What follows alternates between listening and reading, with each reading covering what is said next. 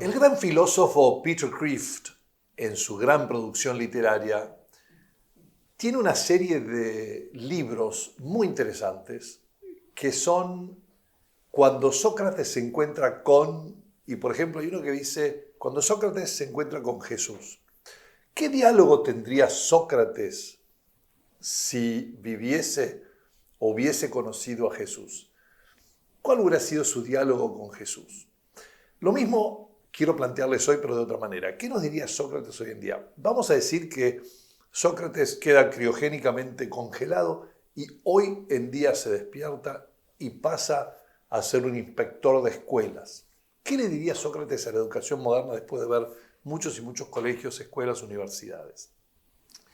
Yo creo que una de las cosas que él vería inmediatamente, el diagnóstico inicial, sería que la educación ha pasado de ser el medio por el cual formamos seres éticos y políticos a ser una especie de mecanismo de instrucción o capacitación para el mercado laboral. Esa es la primera acusación que yo veo a Sócrates, que Sócrates haría del sistema actual. Ya no formamos más ciudadanos políticos, ciudadanos éticos. Estamos formando trabajadores. ¿Qué nos ha pasado? ¿Es cierto esto o no es cierto? Pensémoslo un poquito. Nosotros hoy, si vamos a una escuela y le preguntamos ¿para qué formás a tus alumnos? Te van a decir, bueno, es importante para que vayan a la universidad. ¿Y qué estudian en la universidad? Una profesión. ¿Y qué es una profesión? Un trabajo. O sea que en suma, formamos alumnos para que puedan cumplir bien un trabajo. Pero un trabajo es un medio, no es un fin. ¿Qué diría Sócrates? ¿Para qué enviamos a los niños? ¿Para qué educamos a nuestros niños? En la República misma, él dice que los niños deben ser educados para ser seres libres. El griego era orgulloso de ser un ser libre. Se oponía vehementemente a Persia y a los otros imperios porque justamente eran imperios que tenían el capricho de un emperador que determinaba lo que era verdad o no era verdad. Si no me creen en esto, lean el Antiguo Testamento, Nabucodonosor, libro de Daniel, y van a ver el capricho de Nabucodonosor, emperador de Persia, versus Atenas y la capacidad de diálogo y de búsqueda de la verdad y de disenso pacífico que tenían los griegos. Esto es, la capacidad de asombro que tenían los griegos versus una especie de esclavitud y obediencia pura que tenían el resto de las civilizaciones. Exceptuando obviamente la civilización de Israel, que tenía la revelación divina, por lo cual su obediencia tenía una calidad de, si se quiere, una prudencia divina. Pero vamos a dejar eso para otro video. Ahora lo que quiero es pensar en el diagnóstico de nosotros, en este mundo. ¿Qué significa formar seres éticos y políticos? Para el griego, la política era la más alta de las ciencias. ¿Por qué? Porque una ciencia se determina más importante, más alta según su objeto, según qué es lo que estudia. ¿Y qué es lo que estudia la política? La política estudia el bien común, o sea, el bien de todos, el bien común, que es el bien de la polis o de la ciudad perfecta. Y ese bien se determinaba en una vida de la virtud, que la sociedad pudiese vivir, hacer que todos vivan la vida de la virtud. Por eso es que formaba ciudadanos éticos y políticos. Si yo pienso que ese es el fin de la polis o de la ciudad, voy a educar a mis jóvenes para que puedan obtener ese fin. Esto es evidente, ¿no es cierto? Ahora, si yo pienso que el fin de mi ciudad es que gane un montón de dinero y que genere un montón de industrias y de comercio y que con eso pueda intercambiar bienes y servicios, voy a formarlos para que sean grandes comerciantes y grandes productores de bienes y dinero. Y uno podría argumentar, bueno, no se puede ser un ser ético y político si no se tiene el dinero para vivir dignamente. Eso es cierto, muy cierto, y es una excelente objeción. Sin embargo, ¿qué significa vivir dignamente? Dignamente para el hombre moderno significa tener un montón de cosas. Para el griego, vivir dignamente significaba no solo poder comer y tener un techo, para él eso era algo casi animal, sino vivir bien, vivir la vida de las virtudes. Y para eso se necesita la contemplación. O sea que era vivir de manera tal de que tuviésemos un tiempo de ocio, tiempo de ocio que es lo contrario al negocio, la negación del ocio. Y el tiempo de ocio es el tiempo de contemplación, es el tiempo de, diríamos, liturgia, de adoración, en el caso de ellos también de teatro, de cultura, un tiempo para obtener cultura y tratar de descubrir y determinar qué es esta realidad que me rodea y vivir de acuerdo a la realidad que me rodea. Y eso hace para el griego que pudiese gozar de la vida como un ser profundamente humano. Miremos nuestra modernidad. La escuela prusiana, un heredero, si se quiere, del sistema prusiano, que prioriza dos cosas, la normalización y la eficiencia por sobre el pensamiento crítico, o sea, la sistematización. Esto es más bien algo que corresponde a un ejército. Un ejército sí necesita ser eficiente y muy normalizado, porque de esa manera se puede manejar, una cabeza puede manejar miles de hombres de acá para allá para obtener un resultado final, que es el resultado de la destrucción de un enemigo. Pero eso no es el fin de la educación. Entonces, utilizar los sistemas prusianos de cómo manejar un ejército para manejar miles de estudiantes no pareciera ser conducente a generar ciudadanos éticos y políticos que sean libres, sino más bien ciudadanos serviles o siervos. ¿Qué es lo que nos está pasando acá? ¿A quién le conviene que formemos ciudadanos serviles o siervos y no ciudadanos libres? Una vez se lo oyó decir a Rockefeller que no quiero ciudadanos libres y pensantes, quiero empleados, quiero trabajadores. Uno podría decir que la educación moderna nos forma laboralmente para insertarnos en un mundo laboral en donde la producción y el comercio lo es todo. Hemos reemplazado el templo de los dioses griegos o, si se quiere, la iglesia y el templo de Dios por una especie de, vamos a decir, bolsa de comercio o templo del mercado. Simplemente hemos cambiado de fin y por lo tanto hemos cambiado de medios y por lo tanto hemos cambiado la forma de educar para este nuevo fin que tenemos. ¿Qué es lo que nos ha pasado? Al proponernos un nuevo fin, el fin del comercio, por encima del fin de la política o de la vida política, que es la vida de la virtud en comunidad, hemos cambiado, por supuesto, el currículum de la escuela, porque el currículum de las humanidades, donde nosotros leíamos la vida de hombres heroicos, hombres famosos, la literatura, donde leíamos poemas épicos, poemas míticos, donde leíamos historias y novelas de grandes hombres y prohombres, biografías, y donde cantábamos y coralmente, donde tocábamos en instrumentos, y todo eso ha sido desechado durante muchos siglos como algo que, si no era una pérdida de tiempo, era relegado al ámbito de, vamos a decir, el ocio personal, o sea, mi tiempo personal. Y vamos a lo que realmente importa, las ciencias que nos ayudan a resolver los problemas productivos, sobre todo desde la era industrial. Entonces, la crisis de las humanidades, lo llamamos, es donde se desecha todo lo que era formativo para el alma del hombre y se promueve todo lo que eran las herramientas que hacen de este hombre o de este ser físico alguien que pueda resolver problemas de la producción. Entonces, el estudiante pasa a saber cómo hacer muchas cosas prácticas, pero pierde en el camino su identidad y su papel y rol en la sociedad. Nunca llega, o sea, pierde su ambición, digamos, porque su máxima ambición ahora va a ser tener mucho dinero para comprarse muchos de estos juguetes y objetos, y no una ambición como, digamos, un San Martín, un Belgrano para Argentina, un Washington para Estados Unidos, un Churchill para Inglaterra, o si se quiere, o sea, cualquiera de los grandes prohombres antiguos. ¿Por qué? Porque ya no se piensa más en lograr el bien común. El hombre político de hoy en día es un político cínico, no es un político en que quiere gobernar y manejar el bien común, sino que es un político que quiere manejar el poder, o sea, es un teje y maneje de un comercio de poder. En vez de comerciar en dinero, se comercia en poder. Eso es la formación práctica que nos han dado hoy en día. ¿Y cuál es el origen de esta nueva y moderna esclavitud intelectual? En la antigüedad, en Grecia, se distinguían las artes liberales de las artes serviles. Las artes liberales eran aquellas artes que hacen al hombre libre.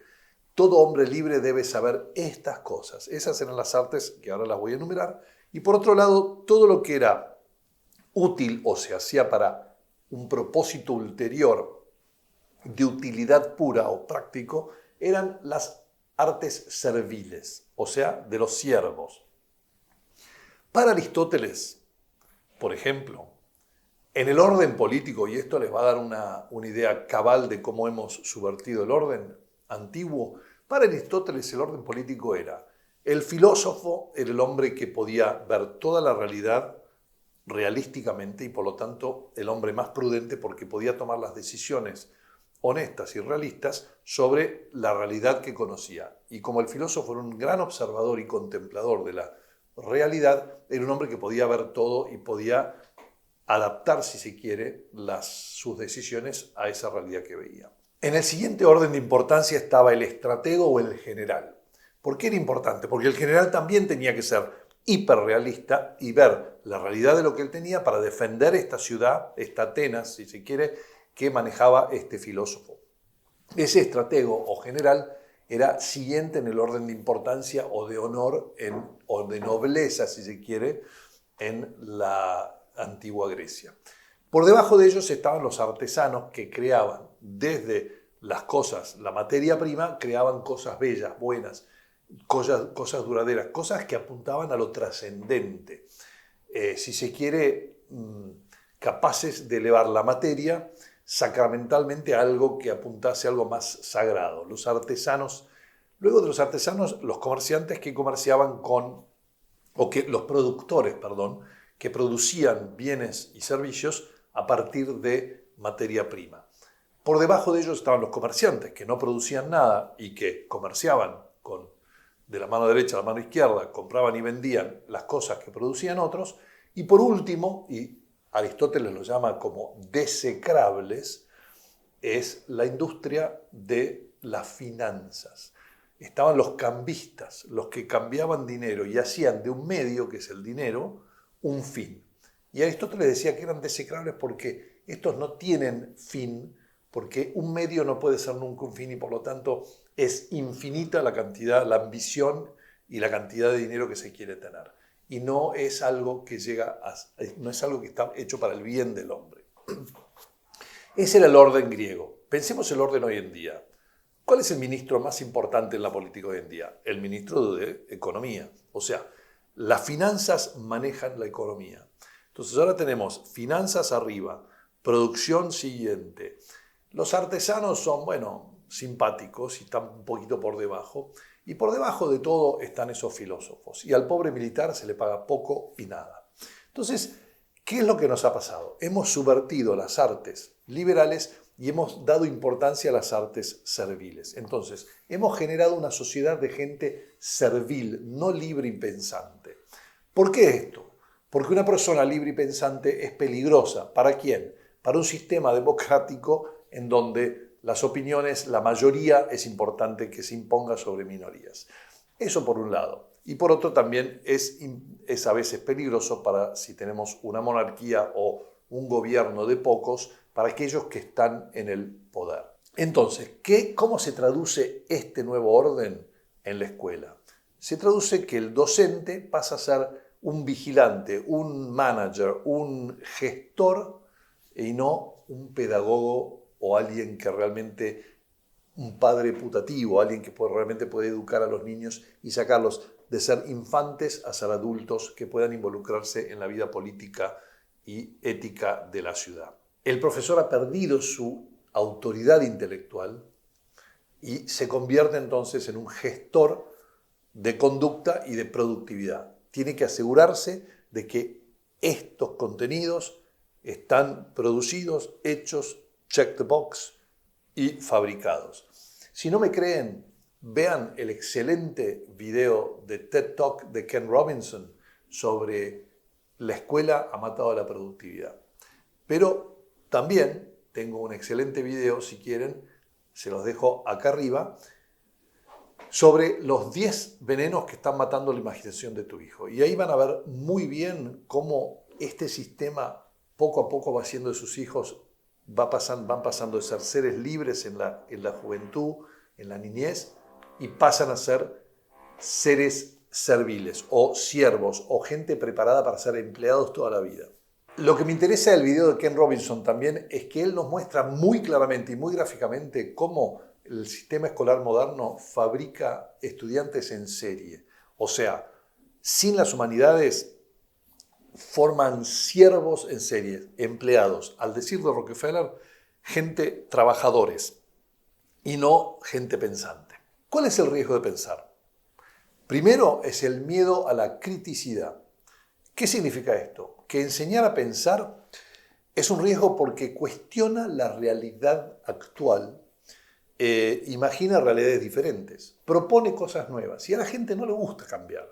El que tiene su quintita, el que tiene su centro de poder, su pequeñez, no le gusta que le cambien donde está.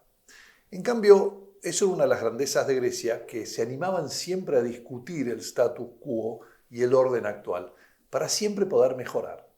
Con la honestidad de que si no se proponía nada nuevo, o nada bueno, o nada mejor, se seguía con lo que se tenía. Tampoco se tenía miedo a eso. También fomentar el pensamiento libre es un desafío para el docente. ¿Por qué? Porque requiere que el docente prepare sus clases de una manera mucho más ardua y profunda. Y a menudo eso se ve como un trabajo más evitable, digamos, ¿no? Es más fácil en las instituciones poder estandarizar todo y sacarse de encima a estudiantes cobrando un monto por mes por cada uno y nada más. Y el tercer riesgo de pensar es que generamos estudiantes activos y no pasivos. Una de las cosas que Sócrates criticaría de la educación moderna, creo yo, es que no se fomenta el pensamiento libre, simplemente porque no se puede. Cuando tenés 30 estudiantes, 30 alumnos en un aula, es muy difícil fomentar el pensamiento libre sin que se te forme un caos. Entonces, ¿qué es lo que se hace? Se hace un estudiante pasivo que escucha, recibe pasivamente, toma notas y regurgita o vomita en los exámenes aquello que se le dio. Esto es muy eficiente, pero mata la creatividad absolutamente. Perdemos estudiantes que son creativos de verdad. ¿Y cuál es el antídoto a todo esto? Los griegos ya lo inventaron, lo dijeron, pero creo que es algo que viene con el ser humano y toda la antigüedad lo supo hasta el iluminismo. El antídoto son las artes liberales, sobre todo en la era de la inteligencia artificial. ¿De qué estamos hablando? A diferencia de la simple acumulación de datos, las humanidades desarrollan la capacidad de elegir correctamente desde la experiencia auténtica de cada vida. Nos permite intercambiar ideas. ¿Por qué? Porque en las humanidades estamos mirando constantemente el actuar del ser humano. Estamos mirando la obra del ser humano y estamos haciéndonos preguntas inteligentes. Las preguntas antiguas y las preguntas actuales o la forma actual de hacer las mismas preguntas que se hacía en la antigüedad, que van a la esencia del ser humano para tratar de comprendernos mejor. Y cuando nos comprendemos y entendemos mejor, podemos actuar mejor como seres humanos, completos y felices. Y las herramientas principales que se usaban y que se usan en la educación de las artes liberales son las artes del trivium y las artes del quadrivium.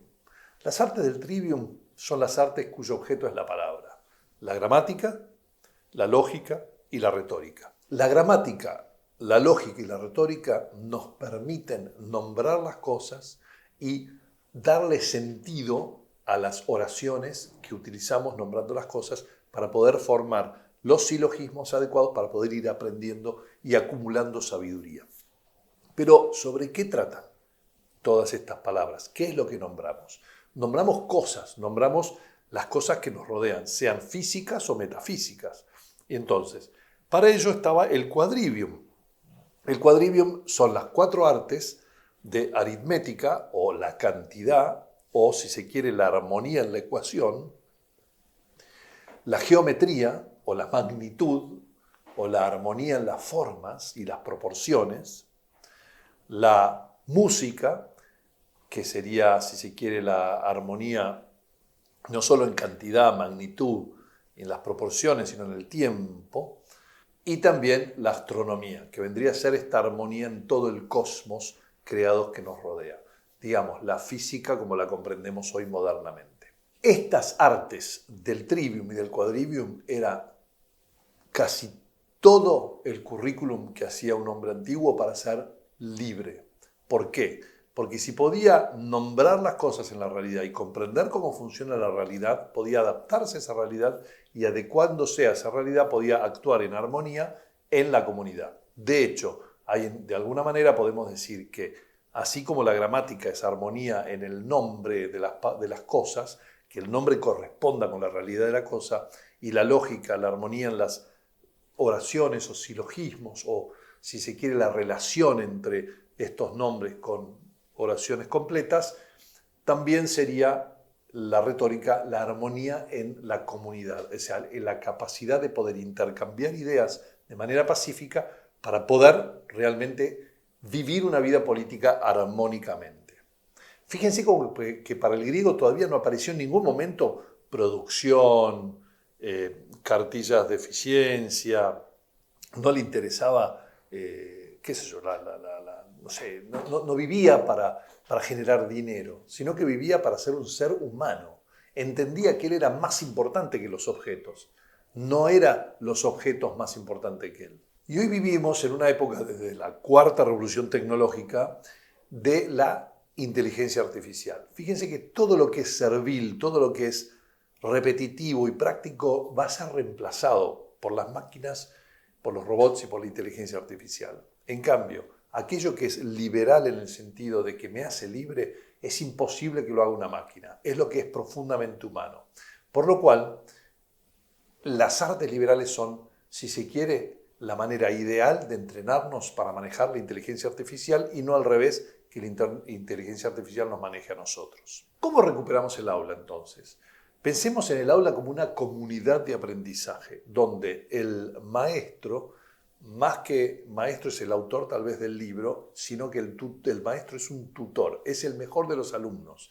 Y que con un modelo de aprendizaje dialógico en clase, el maestro va guiando al alumno para hacer, como decía Sócrates, ser partero, sacarle de adentro las ideas que el alumno va comprendiendo, va removiendo obstáculos para que el alumno pueda ver lo que él ve. De alguna manera es igualitario, pero de alguna manera no lo es. ¿Por qué? Porque el profesor o el tutor o el maestro tiene mucho más experiencia de vida y mucho más prudencia o capacidad de ver las cosas. Él ve mucho más cartas en su mazo que el alumno que ve pocas cosas porque tiene poca experiencia de vida y recién está aprendiendo. Además, podemos hacer de las aulas algo más lúdico, o sea, se puede empezar a aprender jugando un poco más. ¿Por qué el juego? Porque en el juego uno se puede equivocar, uno puede volver a comenzar. No es un sistema adversativo, sino que es un sistema donde todos colaboramos para llegar a un fin o un objetivo en común. Sí competimos en el camino, algunos van más rápido, otros más lentos, pero se entiende que todos tienen un rol, sobre todo en los juegos de equipo, donde los diferentes roles hacen a un complemento. Y eso respeta las diferencias neurológicas o neurocientíficas dentro de la naturaleza humana. Algo que una escuela de la era industrial que nos uniformiza a todos no hace. Y por último, de esta aula dialógica, si se quiere, y de esta aula lúdica, se pueden hacer proyectos, o sea, se puede aprender por proyectos interdisciplinarios. ¿Qué significa esto? Significa nada más y nada menos que se integran las materias, se integran las áreas de conocimiento y se buscan maestrías de aprendizaje. O sea, formas de maestrías vendrían a ser, por ejemplo, la maestría de las matemáticas sería todo lo que es cuantitativo, todo lo que es el quadrivium en general, y la maestría de la palabra, si quiere, todo lo que es el trivium, vendría a ser todo lo que se conoce como las humanidades. Mal llamado humanidades porque no hay nada más humano que la cantidad, la magnitud, la proporción, el tiempo, etc. Entonces, en conclusión, ¿qué nos diría Sócrates? Despierta modernidad, nos diría. Y le diría al maestro, ya no sos un mero funcionario. Vos tenés el rol más sagrado de la sociedad, el rol más sagrado de esta comunidad política. Sos un mentor que inspira y que acompaña a estos jóvenes para que descubran sus propias potencialidades. Como diría Santo Tomás, para perfeccionar las potencialidades de la prole o de los niños o de estos estudiantes que tenés a cargo. ¿Y cuáles son esas potencialidades? El intelecto para comprender la realidad y la voluntad para amar lo bueno, bello y verdadero. También nos diría Sócrates, nos llamaría a la acción, nos diría, dejen de educar hombres serviles, porque si no van a desaparecer como cultura y como civilización, y formen ciudadanos libres, pensantes, capaces de sacrificarse por el bien común y de pensar críticamente y por sí mismos. Así que, bueno, nos invito entonces hoy a que caminemos juntos a tratar de, cada uno en su medida, reformar la educación. No estoy hablando de reformar las escuelas, aunque eso sí hay que hacer, sino que cada uno en casa sea un poco más Sócrates y un poco menos un funcionario de eficiencias y de sistemas y producción. Sea mucho más una persona dialógica, capaz de tener lindos y buenos diálogos que vayan formando a la prole de sus hijos y vayan perfeccionándolos en sus potencialidades. Nos vemos en el próximo video.